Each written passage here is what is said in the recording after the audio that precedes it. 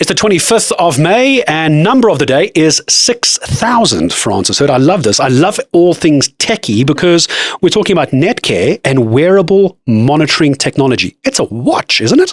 It looks like a watch. I just spoke to the CEO and he held it up and it kind of looks like a watch. Oh. So this is wearable monitoring technology, which you put on your arm when you're in hospital. And then instead of the nurse coming to visit you every few hours and checking your blood pressure and your pulse and your oxygen, it does it. So it's continuously monitoring patients. So it's interesting that Netcare is involved in this, a local health group, saying this would be one of the largest rollouts of this wearable technology in the world. So it checks your blood pressure, oxygen saturation, heart rate, ECG, it does an ECG. Electrocardiogram? Yeah, which I think, so beyond your pulse, just... it's like your rhythm of your heart. Exactly. Not a medical expert. I think that's roughly what it is. Roughly, and it monitors your sleep.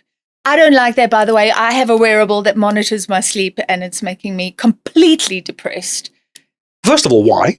Because my sleep apparently isn't wonderful. And it tells you exactly how much REM you've had and deep sleep versus light sleep. This is not nice. You're in the wrong industry for deep sleep, I'm afraid. But actually, you mentioned your watch as well, and mine isn't that fancy, but I'm actually surprised it's taken this long because you're right. A lot of the watches... already do it. A lot of, not so much the ECG in this case, but a lot of it actually has that information. I'm surprised it's taken long to get to this point. I'm glad they have. Yeah, so I guess...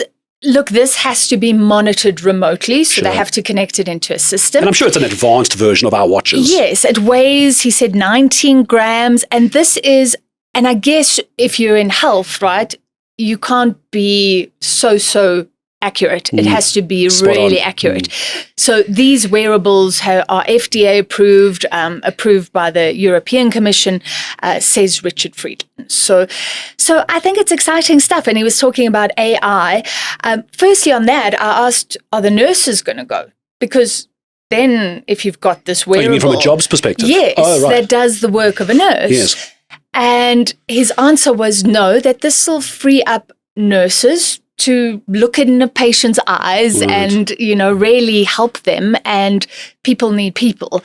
But yeah, to ask them the right questions, to not always be worried about the things that can be done. Make it more human. Yeah. So where's the AI part coming now? Because I was seeing as well that they're using or they're supplementing what they do in ICU with AI. Did I have that right? Yes, exactly. So with a prediction model, and this is really exciting. He said the AI looks at patients and tries to predict a bloodstream infection because those can be catastrophic. So now you'll get an indication sort of 10 or more hours before you would have before, and you can deal with that. Wow. It tries to predict renal failure. So this is helping ICU patients. And yeah, I think what's happening in health is just progressing at a rapid rate.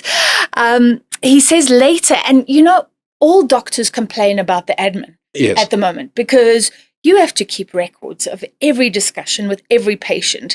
So he says they will have an ambient AI, and then the doctor can now also look at you and dictate to the iPad or whatever, and this agent that they've developed will then put all the information in a transcript that's usable by the doctor and patient. It's like an AI assistant. Yes, almost. and I think this is already happening, and the doctors are welcoming it because they do spend so much time on admin. So exciting stuff. It is exciting because one of the biggest complaints, and I think this is probably bordering on cliche, but I've certainly experienced it myself. Doctors, especially like in the ICU wards, they are so busy because they're so specialized in what they do that they need to be everywhere all the time. And they can't get bogged down with something like admin, because that's where you often hear about a doctor's lack of bedside manner. Exactly. And they're not doing it intentionally. It's like they're busy. They've got stuff to do. They've got to fill in all these forms, every medication that they change. They've got to note it. It's got to be handed off to someone else. Whereas if you can now get a system like this, you can get that human connection back again. And I like this use of AI because the concern is always that the human connection will be lost, right? And AI does everything. This is actually adding to it. Yeah, so AI will do the tasks that can be automated, but you can't take away that human.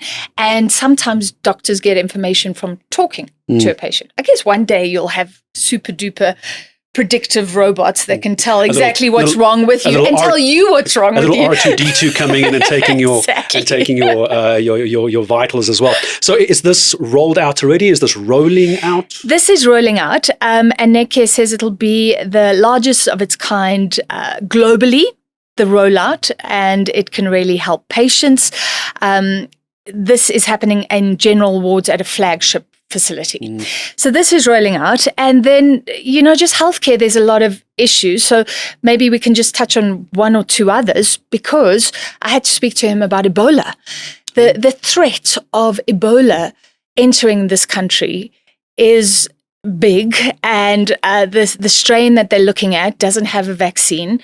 And this is killing people in our continent. And he was quite critical of porous borders. So government, he's asked government, Netcare has asked government to really deal with that. And he even said we were the only country that accepted those hantavirus patients. I remember nobody knew exactly what was going on.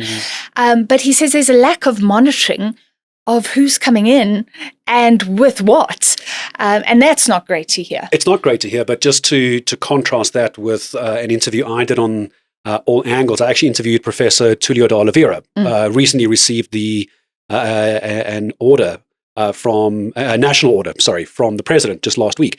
And I actually asked him about the Ebola issue up in the DRC and Uganda, and he was saying everything that he's seen from the WHO and all of those agencies, it is being quite well contained. They're more worried about what is happening within the DRC and within Uganda. He doesn't suspect that the strain is going to move outside of those borders. So he actually took some time. News. It's great news. Yeah. It's fantastic news. He was actually quite complimentary on how they're handling their borders. It's already an issue between Uganda and the DRC, but even historically it has been. Yeah. But he was actually quite complimentary on how they're managing that on the ground. So hopefully those fears that were raised here with Netcare won't come to fruition. Hopefully they won't. In finality, Netcare is saying they're ready. They've had to learn from what's happened previously. Yeah. And you do have these crazy cases where somebody on a ship somewhere is passing through OR Tambo and collapses and lands up in a local hospital. The world is just so linked that all hospitals across the world have to be prepared. So there's so much to talk about in health, but this is on the back of results from Netcare that the market likes, by the way, talking about 6,000 wearable monitoring technology devices that will be rolled out, one of the largest rollouts in the world.